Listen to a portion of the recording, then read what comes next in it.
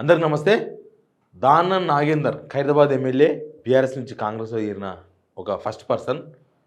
ఆయన ఈ మధ్య రకరకాల కాంట్రవర్సీల్లో తెర మీదకొస్తున్నారు. రకరకాల కాంట్రవర్సీలు. అసెంబ్లీలో చూసినాం. తొక్కేస్తాం, తోలు తీస్తాం, నరికేస్తాం అని చెప్పి మాట్లాడిండు. తర్వాత అక్కడ నందగిరి హిల్స్‌లో ఏదో జీహెచ్ఎంసీ ఆహ్, పార్క్ ఏరియాకి సంబంధించిన గోడ కూలగొట్టిన దాంట్లో ఆయన మీద కేసు బుక్ అయింది. హైడ్రా అని వాళ్ళ పనాలు చేసుకుంటున్నారు. అది కూడా మనం చూసినాం. రంగనాథ్ గారిని బెదిరించారు. ఐపీఎస్ రంగనాథ్ గారిని బెదిరించారు. మేము లోకల్, నువ్వు వస్తుంటావు పోతుంటావు, ఏం కథలు పడుతున్నామని మాట్లాడాను ఆయన. ఇప్పుడు ఏమైందంటే యాక్చువల్గా ఆయన ఇవన్నీ చేస్తున్నది రేవంత్ని నమ్ముకొని. రేవంతే నాకు అన్నీ చేస్తాడని ఆయన రేవంత్ని నమ్ముకునే పోయాడు. నిజానికి దానం నాగేందర్కు కాంగ్రెస్కు అంతకన్నా ముందే ఫ్రెండ్షిప్ ఉంది. దానం నాగేందర్ అంతకుముందు మంత్రిగా పనిచేసిన కాంగ్రెస్ గవర్నమెంట్లో ఇప్పుడున్న చాలామంది మంత్రులు, డిప్యూటీ సీఎం బట్టి విక్రమార్క గారు, ఉత్తమ్ గారు, వీళ్ళంతా చాలా దగ్గర. కానీ వీళ్ళందరికీ షార్ట్ కట్ కొట్టి రేవంత్ ఆగపోయాడు. దానం నాగేందర్ అంటే అవకాశవాది. ఆయనకి ఎట్లా అవకాశం ఉంటే అట్లా వ్యవహరిస్తాడు. అంత జుట్టు అందపోతే కాళ్ళు ఉంటారు కదా, ఆ స్టైల్. వాళ్ళ కార్యకర్తలు చెప్తారు ఈ మాటలని కూడా. వాళ్ళ కార్యకర్తలే మాట్లాడుకుంటున్నారు ఈయన అవకాశవాది అని. ఎట్లా అవకాశవాది ఏంటంటే వాళ్ళు చాలా కథలు చెప్తున్నారు, చాలా స్టోరీలు చెప్తున్నారు. ఆయన పార్టీ మారినప్పుడు ఏం జరిగింది, ఆయన అవసరం ఉంటే ఏం చేస్తాడు, అవసరం లేకపోతే ఏం చేస్తాడు, ఇంట్లో ఉండి లేడని చెప్పిస్తాడు. ఇట్లాంటివి చాలా ఉన్నాయి ఆయన కథలు, కొన్ని చెప్తారు వాళ్ళు. అయితే ఇప్పుడేమైందంటే వీళ్ళందరూ షార్ట్ కట్ కొట్టింది. ఎందుకంటే వీళ్ళు ఎవరిది నడుస్తలేదు హైకమాండ్ దగ్గర. ఓన్లీ రేవంత్ రెడ్డి గారిది ఒక్కడే నడుస్తుంది. ఆయన నమ్ముకుంటే చాలు, ఆయన ఎమ్మడి పోతే చాలు, ఇది వేస్ట్ అని చెప్పి వీళ్ళు ఎవ్వరికి కనీసం పార్టీలోకి వచ్చేది చెప్పలేదు, పార్టీలో జరుగుతుంది చెప్పలేదు, సికింద్రాబాద్ ఎంపీగా పోటీ చేసిన సంగతి చెప్పలేదు. వీళ్ళు ఎవ్వరు టచ్ లేదు. ఇప్పుడేమైంది, ఇప్పుడు జూబ్లీ హిల్స్ పోలీస్ స్టేషన్లో కేసు బుక్ అయింది. ఆ కేసు బుక్ అయిన తర్వాత అన్నాడు కదా, రంగనాథ్ మీద నోరు పడేస్తున్నాడు కదా, ఐపీఎస్ రంగనాథ్ గారి మీద. ఇప్పుడు ఆయన పరిస్థితి ఏంటంటే రేవంత్ రెడ్డి అమెరికాకి వచ్చిండు. ఆయన కలిసేందుకు ప్రయత్నాలు చేసిండు, కలవలేదు. ఆయన వచ్చేకన్నా ముందే బట్టి విక్రమార్క గారిని కలిసే ప్రయత్నం చేసిండు. బట్టి విక్రమార్క కూడా ఫోన్లో మాట్లాడిండు, కలవనికి అవకాశం ఇవ్వలేదు. ఫోన్లో మాట్లాడి హైడ్రాకు ఫ్రీడమ్ ఉంది, వాళ్ళ పని వాళ్ళు చేస్తారు, మేమేం చేసేది లేదు, అదేదో చూద్దాం, సీఎం గారు వచ్చినాక మాట్లాడుకో అని చెప్పేసి వదిలేసిండు. సీఎం గారు ఇప్పటిదాకా అపాయింట్మెంట్ ఇవ్వలేదు. ఫైనల్గా నిన్న సాయంత్రం ఎవరితో దగ్గర వ్యక్తులతో మాట్లాడితే వాళ్ళు అన్నారంట, సీఎం ఈ విషయంలో చాలా సీరియస్గా ఉన్నారు, మీరు హైడ్రా మీద, రంగనాథ్ గారి మీద అట్లాంటి కామెంట్స్ చేసి ఉండేది కాదు, మీరు అనవసరంగా చేసినారు అని ఒక కామెంట్ చేశారట. ఈ సీన్ ఆడికి కట్ చేస్తే బాగుండే, ఆడికి అయిపోలేదు. ఇప్పుడు ఏడు దాకా వచ్చిందంటే గొంతు, దానం నాగేందర్ గొంతు పీకల దాకా మునిగింది. వీడి దాకా వచ్చింది వ్యవహారం, గొంతు దాకా వచ్చింది. ఎట్లా అంటే ఆయన మీద ఈరోజు రేపు అనర్థ వేటు పడుతుంది అని బాగా ప్రచారం ఉంది. మిగతా వాళ్ళ విషయం ఏమైతే తెలియదు కానీ దానం నాగేందర్ రెడ్ హ్యాండెడ్గా దొరికిపోయాడు. ఇంత పచ్చిగా దొరికిన తర్వాత కోర్టులు సహించవు. ఖచ్చితంగా హైకోర్టు తీర్పు రిజర్వ్ అయ్యింది, బహుశా సుప్రీంకోర్టు కూడా ఉంది, వాళ్ళకు టైం బాండ్ పెడతారు.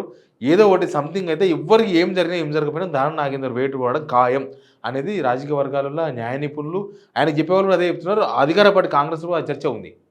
ఇప్పుడు ఏంటంటే అది ఎట్లా వేడి పడుతుందో మనకు ఉద్దేశంతోన దానం నాగేందరు తనకు టికెట్ ఇవ్వకపోతే తన అల్లుడికి టికెట్ ఇవ్వాలని అని ఒక డిమాండ్ తెర మీద తీసుకొచ్చాడు.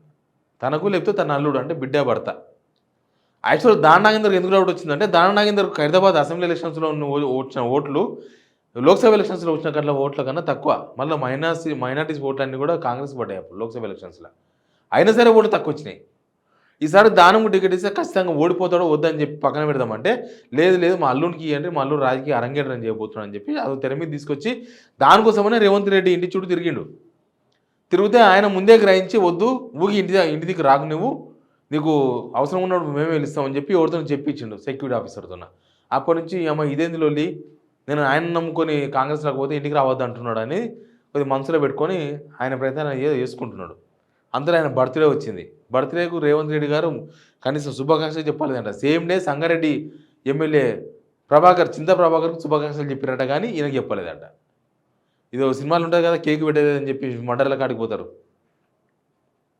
ఇంకా ఆ సినిమా లాక్కుంది. ఈయనకు బర్త్డే విషయం చెప్పలేదని చెప్పి ఈయన కింద మీద పడుతున్నాడు. ఇప్పుడు ఏడు దాకా వచ్చిందనంటే దానం నాగేందర్ పరిస్థితి కుర్తిలో పడే ఎలుక కన్నా ఇంకా దారుణంగా సిచ్యువేషన్ మారిపోయింది. ఆయన ఏమి అసలు రేపు వేడి పడితే పరిస్థితి ఏందో, వేడి పడకపోతే అనేది లేనేలేదు. వేడి ఎట్లా పడుతుంది, వేడి పడితే ఏంది సిచ్యువేషన్. ఇప్పుడే కాంగ్రెస్లో వీళ్ళు రాణిస్తలేరు, వాళ్ళు రాణిస్తలేరు, వీళ్ళు పట్టించుకుంటలేరు, వాళ్ళు పట్టించుకుంటలేరు. ఏకంగా కేసే అయ్యింది ఫస్ట్ కేసు. హైడ్రాలో ఇప్పటిదాకా ఏ పొలిటీషియన్ మీద కేసు కాలే స్టేట్లో, అది కూడా అధికార పార్టీలో ఉన్న ఎమ్మెల్యే మీద ఇప్పటిదాకా కేసు కాలే. అట్లాంటిది హైడ్రా తరఫున ఫస్ట్ టైం కేసు అయ్యింది. ఇదో పెద్ద ముదిరిపోయి చాలా దూరం పోయేటట్టుంది. ప్లస్ రాజకీయంగా దాన నాగేందర్ ఈ 35, 40 ఇయర్స్ ఎక్స్‌పీరియన్స్ లేకపోతే ఆ సీనియారిటీ మొత్తం కూడా ఆయనను తుంగలో దొక్కేటట్టుగా అనిపిస్తుంది.